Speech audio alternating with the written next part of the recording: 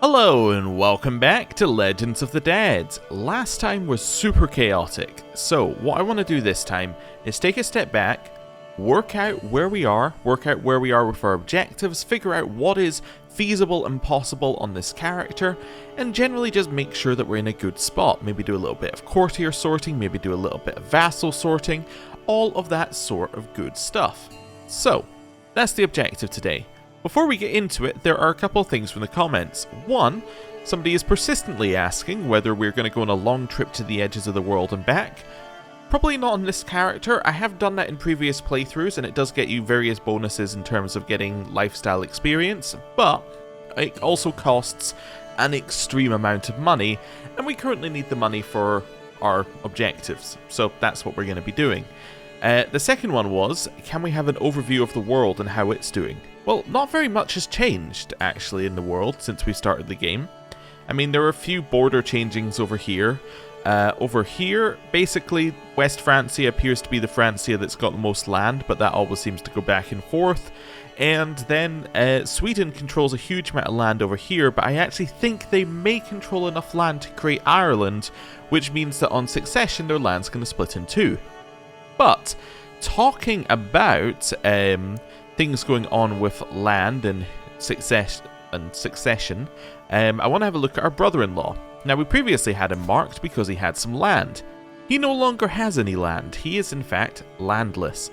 So, if we have a look at the chieftain we used to have, we can see this has been revoked.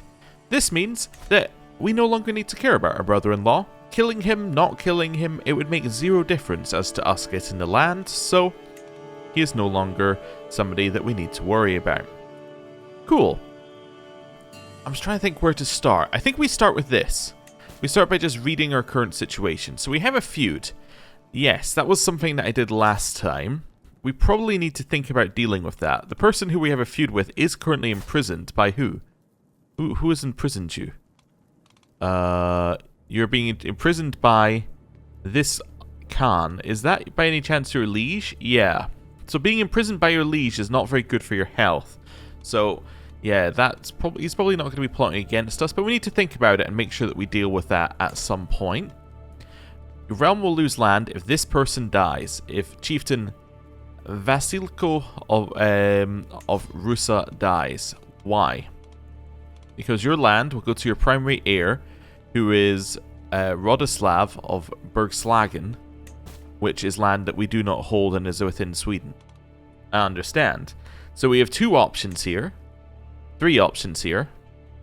First of all, we could take the land that he's going to inherit. That would then allow us to keep it. Two, we can hope that he grows older and has a child, in which case the child will inherit. Three, we revoke the title. Are we allowed to revoke the title? No. Because we need to be high tribal authority. Yeah, so we're not there yet. So we need a little bit more to get to there. We could get to high tribal immediately, but that's going to make some vassals very unhappy. So that's fine. Also, now that I had a look at that, is that not the... Yeah, Rurikid is the main dynasty over here, so... Or is usually the main dynasty over here, which is interesting. Okay. Next, we've got a bunch of these ones. You can exchange hostages with High Chieftain Ruslan of Minsk, which should make it so that they would be less likely to attack us, and it gets both of us prestige. Okay. Do I have anybody I would want to give away as a hostage? Not really. No. I mean, just in general, not really. But getting a hostage is interesting. But no, I think we're fine. Active election in the Jarldom of Norland. So this is our Jarldom, and we have our player heir. Cool. If we have a look at our succession, currently it's a little bit off because you're going to inherit two duchies. You inherit no land, but you will inherit two duchies, which is a little bit unfortunate. Yeah. We would obviously like to have that not happen. So we need to fix our... we need to become a king to fix our succession. Once we become a king, him inheriting two duchies is not a problem. In fact, what we would probably want to do is give away the duchies and actually focus our realm like that and have specific dukes underneath us who we planned out, but we'll figure that out in a second. Okay, we can hold a feast, we can raise a runestone. There's no reason to hold a runestone because the benefits are not useful to us. Yeah, Clout runestone maybe, but I don't think we can do one. I think we can only do conquest currently, which is not really that useful. Direct vassals that use runestones opinion will go up, but actually not a lot of our direct vassals do use runestones, do they? Because it's a cultural thing? Is it cultural or is it... Yeah, it's cultural. Yeah, northern stories. So it'd be people underneath us who have northern stories. Are there that many vassals who have northern stories underneath us? So we have our brother, obviously has northern stories. This guy does, because he's also Norse. Do you have no... So this one doesn't have northern stories, so they would not gain any opinion with us if we did it. That person would, but they have 100 opinion. They have 100 opinion. Russian. No northern stories there, so yeah, that's not going to get us any opinion. Yeah, Norse. Finnish? Maybe? Nope. No, yeah, no extra opinion there. And then Russian. Yeah, so the people who dislike us would actually not gain any opinion, which means that that's probably not worth worrying about.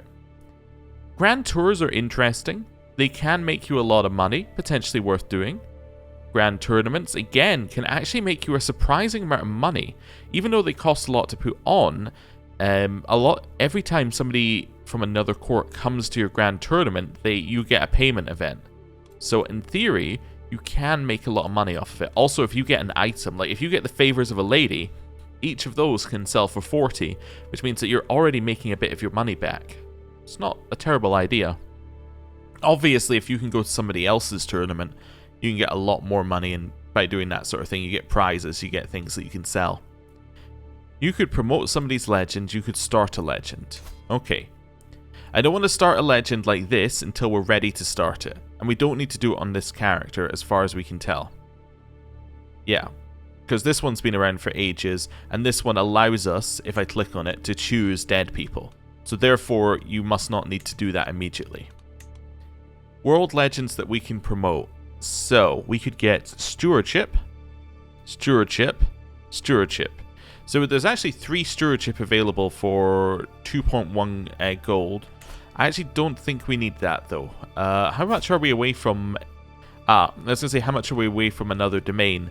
We are at 6 away. You get 1 domain for every 6 stewardship you have, which means that an extra 3 would give us very little. It would give us domain taxes, but if we have a look here, we're not making an awful lot out of our domain anyway, so it's not really that useful to us.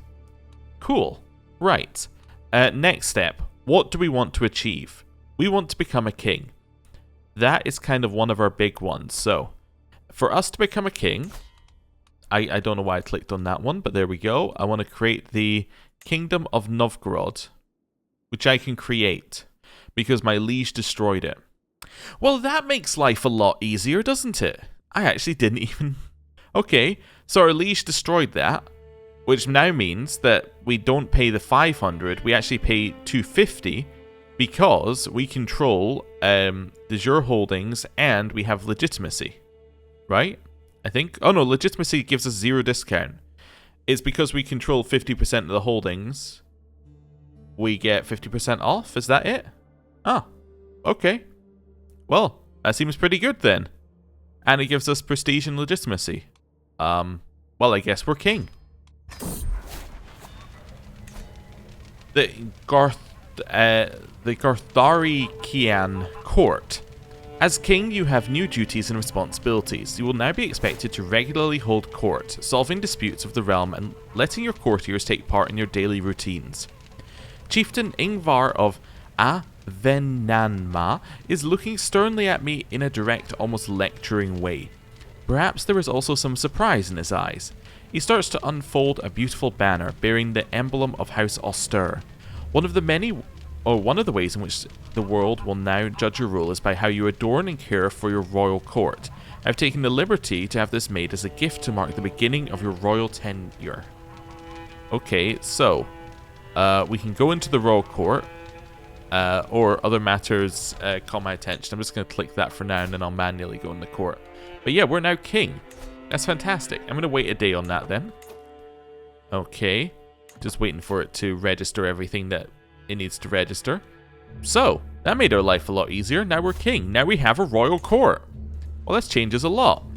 First things first, we have 2 artifacts. We have the austere house banner, and we have the dynasty banner. You can destroy these artifacts at this point because their rank is low enough to be destroyed. I don't think we would want to, but you can.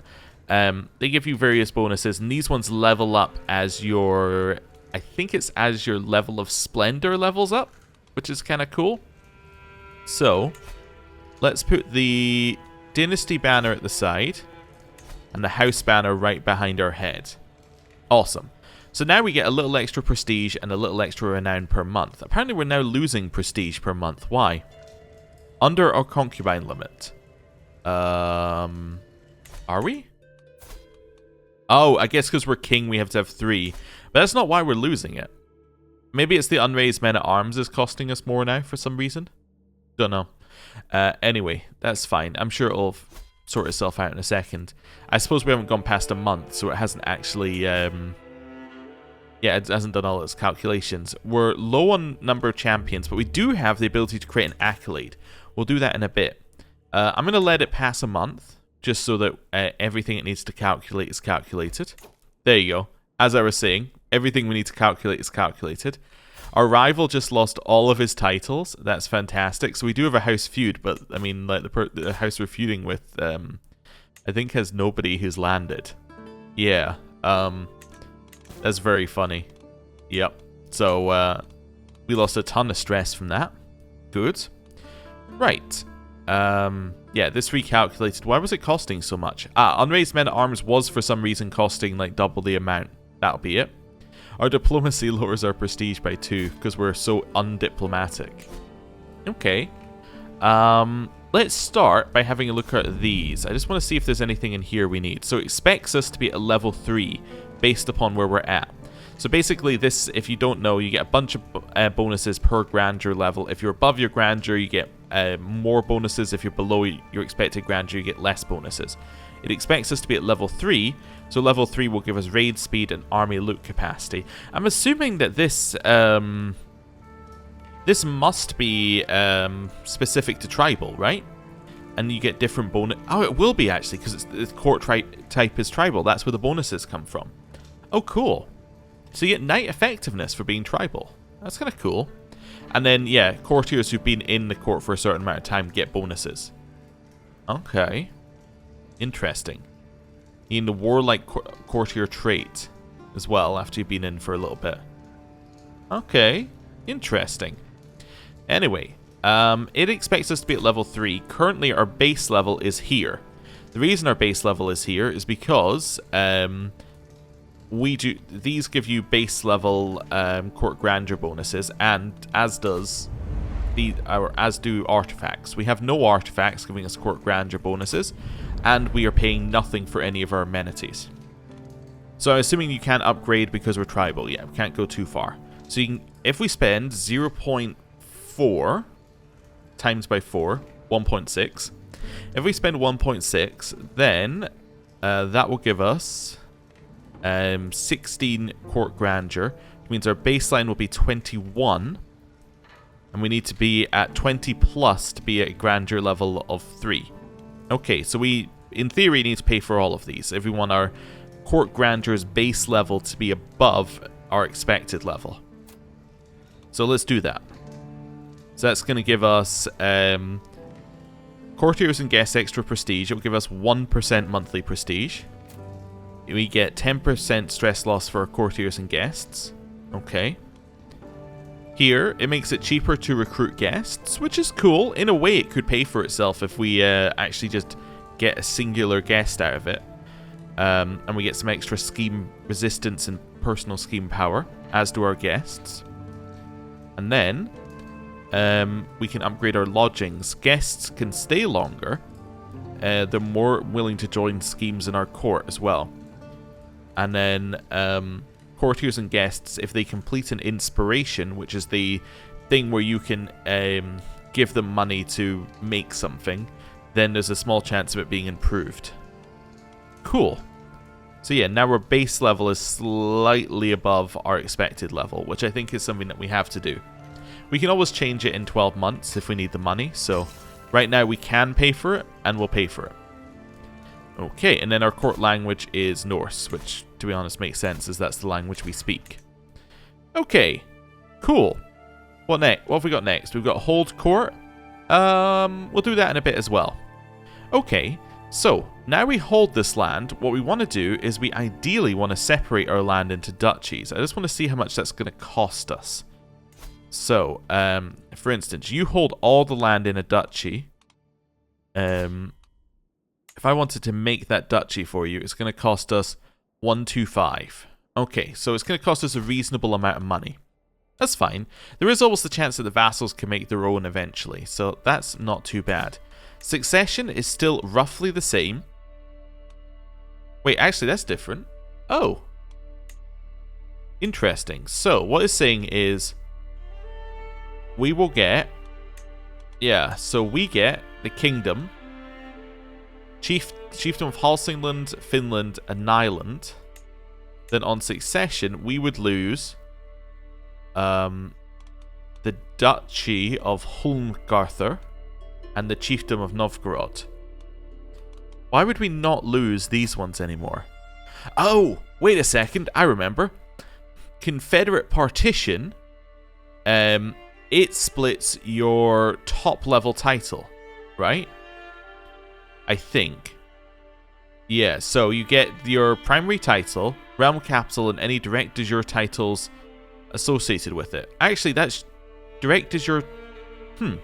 That's interesting. Upon succession, all titles held by the late ruler will be divided amongst their eligible children, with the player heir always being given the primary title, realm capital, and any direct de jure titles associated with it. Younger children will be given titles starting with those of the same rank as the primary title. If none are available, they will be given lower ranked titles. Your player heir cannot be preemptively granted titles they do not stand to inherit. Younger children will have titles created for them if enough land is held. So, starting with the same rank is the important thing in this one here. We'll have titles created for them if enough land is held.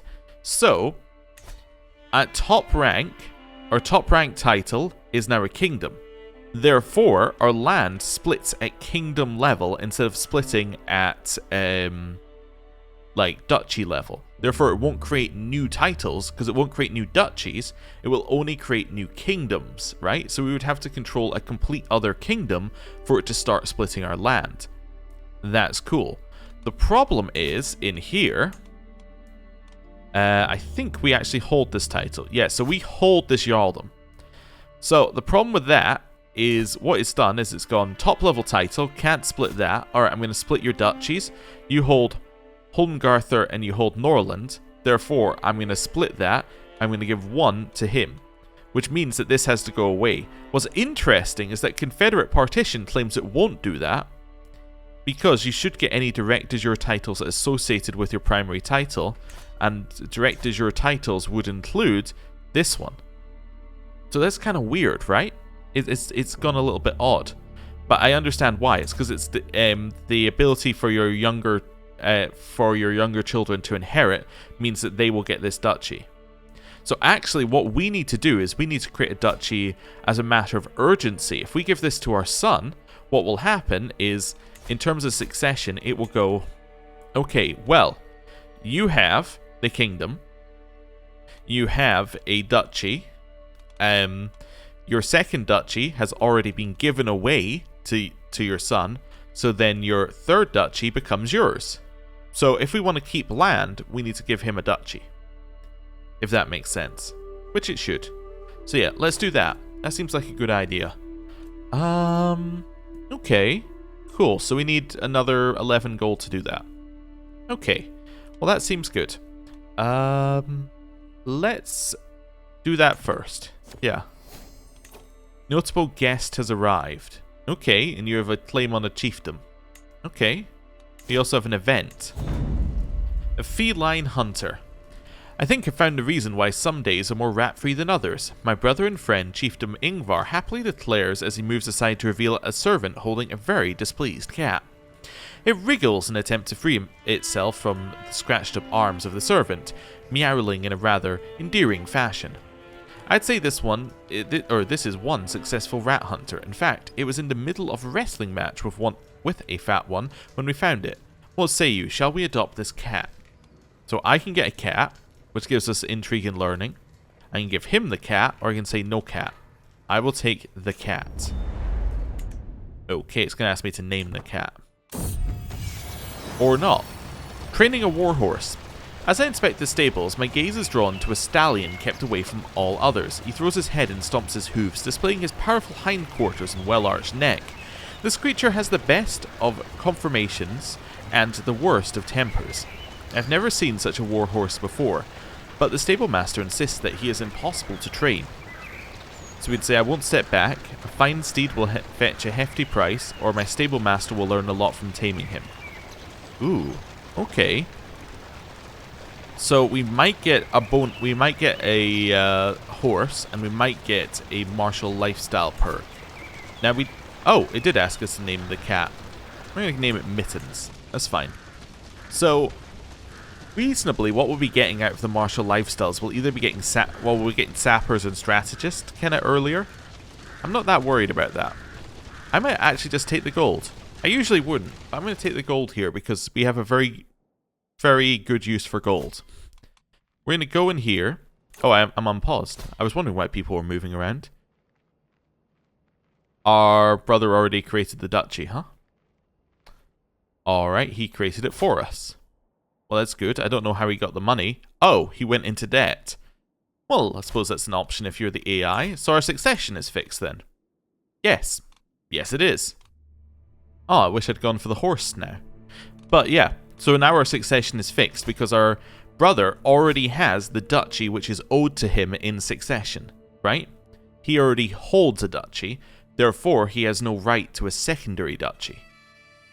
If that makes sense to you. Now we could create a third duchy here, and I actually think I will. I just need to find who I'm giving it to. My grandson, I think, right? So you can marry who you want to marry, or... Actually, no, I might arrange marriage for you. Never mind. I was thinking about that there for a second. Oh, I need to actually create it if I'm going to do this. Yeah. Let's go Duchy of Lucca. Is it Lucca I want to... or Luki I want to create? It is. Luki. Yeah, let's create that. I'm now going to grant that to you. Now, if I actually had to look at our succession right now, he would be entitled to it because it's a new duchy. I'm going to grant him this duchy here. There we go. So now we can put counts underneath him, in theory, which would be good. Okay. Cool. That seems fine. And then we want to do the same up here to put people underneath this guy. Which is... yeah, this duchy here. Which I actually don't hold enough. Oh no, I don't have enough money. Yeah, that's fine. Yeah, and then we can give him that, and then our realm is kind of sorted. Okay, cool. Let's think about our next step. Next step, I want to sort out our court. So, let's have a look in here. Let's go courtiers, and let's sort these guys out. So, where are we gonna start? Where are we gonna start? I think I have it, people not my dynasty. Let's start with my dynasty. So my dynasty in my court is Solvi and Thordis, my daughter. Thordis, my daughter, is absolutely fine. The person she's married to is not in my court. Alright. Apparently I'm not even able to invite him to court. Why not? Shares power with his liege. Oh, he's currently the liege's... Oh, it's because it is his child, I suppose. Okay. Yeah, he's the liege's regent, so that's why we can't do that. Okay. Interesting. Yeah, no, this is fine. So she'll stay at our court. She may get dragged away at some point, though. Because I believe that he can invite her for free. That's fine.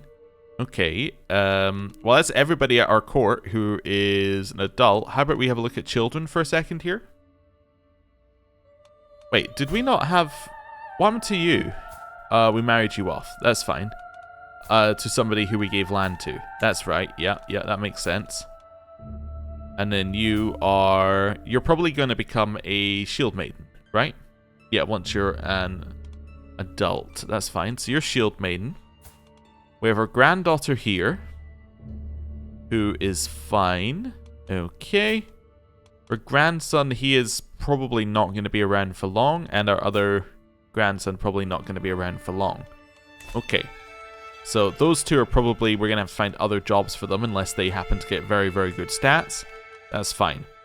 Right. Let's have a look at people who are, looking for adults who are not related to us.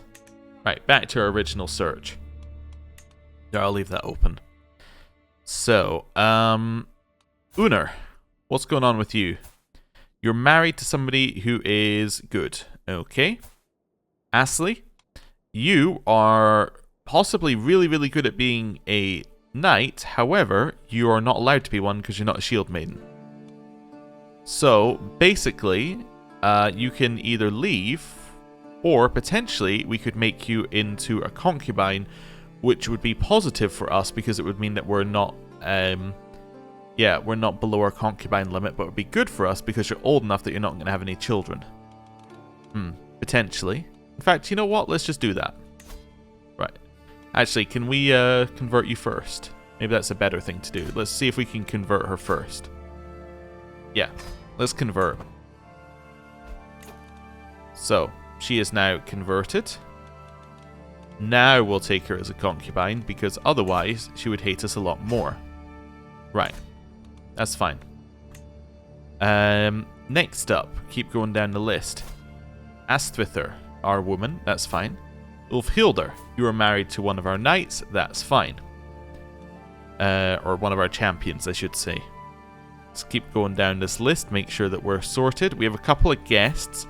It has been pointed out that these guests who we can't invite or dismiss could be people like finding secrets in our court or other such things like that.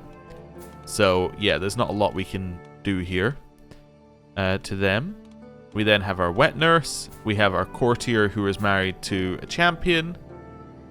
Okay. We have our wife. And then we have a champion. He is currently maimed, but we could potentially get him a wife if we've got a wife available. You're looking for a inheritable trait. Okay. Potentially we can marry you to Bebin here. She's got consumption. Okay, potentially we could marry her to somebody not ill. Or marry him to somebody not ill. Xenia seems fine. She is beautiful and also not ill. Okay. That seems fine. Next up, we have you. Again, we're looking for the same kind of stuff. Marry this person who is pretty and also not ill. That'd be fine. And then we're going to marry you off. You're already married. Perfect. So actually our court is fairly lean to start with. It's not got like a lot of excess people in it.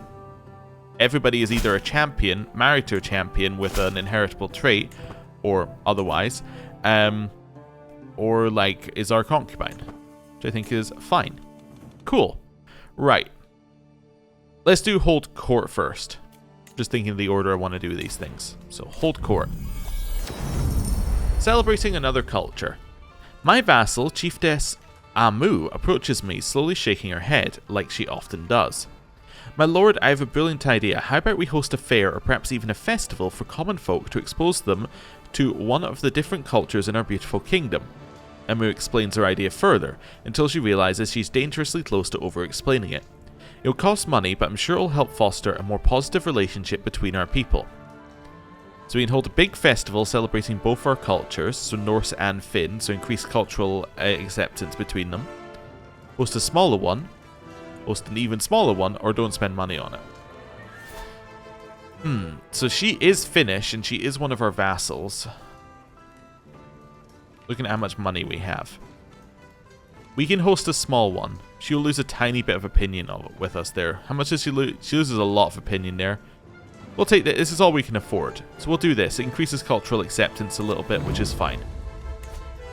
The end is nigh. The signs are clear and everywhere. The people of the chiefdom of Tver know it all too well. Disorders, bandits, thieves, violence, and the disappearance of justice among men. Ragnarok is upon us. There's only one way for us to be saved. Burn all of the infidels. Repent now, for the day is nigh. So, we can say salvation must be achieved through every means. Lower development level by 5. What? What is the development level here? Development level is only 2. Can development go into negatives? Okay. But you gain a bunch of piety. And it'll be cleansed of all sinners.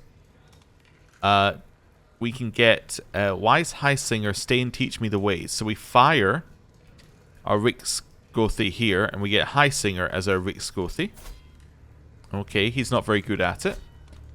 Burn this raving heretic. So we get piety and dread. Or take this fool at my sight. I will get the piety and dread and I'll burn him. A call to war. O munificent King High Singer, I am Lali, and I have travelled far to ask for your aid in righting a great injustice. My half-brother, Chief Armas, currently sits on the throne of Sisma, but I am the true and rightful ruler of those lands. If you aid me in pressing my claim, I shall swear fealty to you and serve you loyally until the end of my days. So, is this land that we need? Yeah. Alright. I'm kind of sold. It's 300 troops. They have no allies. It's really easy to take. So I'd say, go. I don't want to offend him. Cannot help but stay. Or it's a beautiful day for war. I'm going to say it's a beautiful day for war. We will get a strong loyalty hook on this guy. And we will start a war. And it lowers cultural acceptance between the Finnish and the Norse. Almost said Nords, like it was Skyrim, but obviously it's Norse, which makes a lot more sense. Right, let's raise some troops. Enough of this sitting around organizing our realm malarkey. It's time for us to raise troops and go to war. Like we should. Right, we're gonna lead. That's enough troops. It's trying to wait for like the last, you know, how many? Like, last 21 troops. It's just not worth it. That's not 21. It's last 17 troops. But yeah, it's just not worth waiting. It's fine. Wait, did that just say he... Yeah, I think that just said that he gained more land. So, yeah, they're definitely going to have land split upon succession over there because he hasn't enough for another kingdom. So yeah, we'll see how that goes for him. Our neighbor has won a war. Okay, cool. We're about to win a war. Right, beat up these guys. So they get destroyed. I mean, like, it's not even slightly close. New prisoner. Alright, cool. We'll ignore him. Now we siege for 10 months. We gained a rival. He stopped considering me a nemesis after the feud ended. The feud ended because he lost all of his titles. Yeah, and we became a stalwart family for that for 25 years, which gives us prestige and natural dread, because we won the feud by virtue of still standing at the end of it. We still have the accolade to create. We'll do that in a bit. Right. Your neighbor, Jarl Einstein, has won against your brother and friend. Oh, my brother was trying to conquest some land, and my neighbor won. Okay. Seems fair enough. Seems fair enough. Just wait for this siege to finish. Should be fairly straightforward. Royal Court just dropped a level. Oh, sorry. Yeah, is that dropped a level or went up a level? Yeah, that's dropped a level. We're no longer level 4. Okay. I mean, that's fine. We're not that worried about it. We have some populists targeting us. Now, this means that it's a singular province that's against us, or multiple provinces in this case. It means popular opinion is really low. Why? Over 25 years in debt. Over 25 years in debt? He's not over 25. He's only been holding the land for like 5 minutes. It's over 25 years in debt. Probably means that the province has over 25 years in debt, which means the previous person who held it was in debt for a bunch of years, and now the person who holds it now is in debt because he created the duchy. We could give him some money and that would fix it. Okay, don't need you either. I was just checking the person that we got there. Ooh, box of bog bones. Now that's not that useful necessarily, but given that we have no other trinkets, you know, intrigue per stress level, not that useful, but dread gain is good. You know, means we're going to gain more and more dread. It's kind of nice. Okay, and I guess I'll enforce our demands. Cool, we have a new vassal. Is this dude? And gain some legitimacy as well. Oh, I'm the new target of the Karelian conquest of the chiefdom of Sisma. Are you sure? What do I get if I enforce demands? I get some money. Will he accept a white peace? Not yet. Alright, well he will soon. Where are your troops, mate? Yeah, where's this guy's troops? Also, do they have a lot of people on their side? They do. Oh. Where are your troops? Where's this guy? Ah, they're over there, I see. Well, I'm going to wait on the war goal. Ah, there they are. Head down to the coast. Where are you going now? They're all meeting up over there. Alright, well I'm going to meet up on your capital if that's alright with you. Just see what they do here. They might come and fight, but if they come and fight they're going to lose. So, you know. Let's see what they do. Mittens is a good rodent killer, so we get a huge health boost. Wonderful. King Barad has won some wars against him, and some other wars against him. Okay, cool. I'm not too worried about that. New martial perk. I will take sappers. Fantastic. This now means all our heavy infantry will actually give us siege progress. So instead of us being at 2 months left, we will instead be at 39 days left. This is now speeding ahead. Because now all our heavy infantry that was previously giving us nothing towards siege progress now gives us a huge amount. Our men-at-arms gives us 1. And that's basically doubled our siege progress. It's good. The secret truth has reached the light of day. My vassal, Chiefess Amuz, had an extramarital affair with his lover, Ovia. Or Ova. Oiva. We can imprison her and him. And then we could potentially revoke her title, I guess, if we increase tribal authority. Do we want to revoke her title? There's no particular reason for her to have the title. Yeah, I'll imprison you. That's fine. Stay in my prison for a while. Right. So now we've taken the war goal.